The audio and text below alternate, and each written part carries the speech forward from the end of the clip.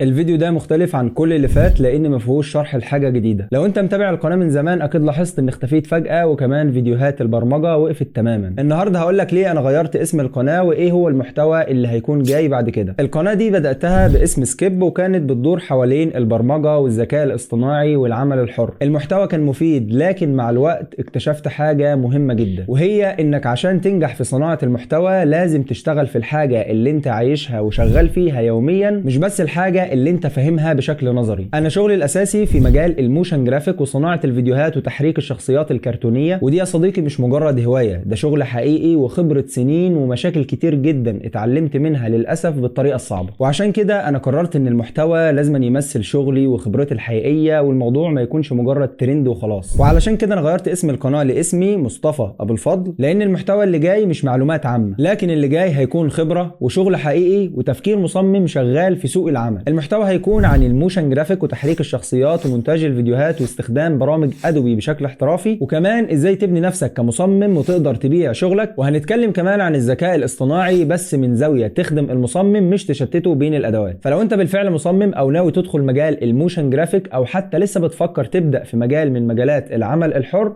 يبقى القناة دي هتكون مناسبة ليك. وبداية من الفيديو اللي جاي هنبدأ في الشغل العملي إن شاء الله. وأخيرا ما تنساش تعمل اشتراك وتستنى الفيديوهات اللي جاية، لأن المرة دي هنكمل في المحتوى بس بشكل أقوى. مع السلامة.